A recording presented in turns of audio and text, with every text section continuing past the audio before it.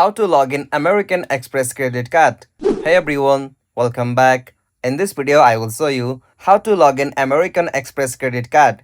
So let's get started. First, you'll have to open any browser on your system. After you open browser, in the search field, you'll have to search for American Express login. After you search it, you can easily find the official site of American Express. From here, tap on the option login to my account.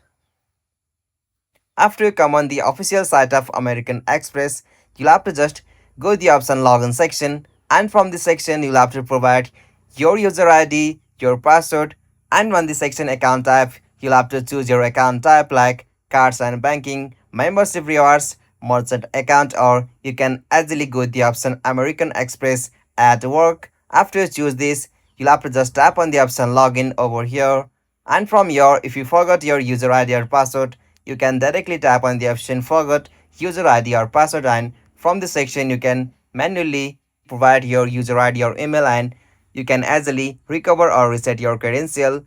So this is the process. If you found this video helpful to you, please don't forget to give a like and subscribe to our YouTube channel for more quick and short tutorial like this.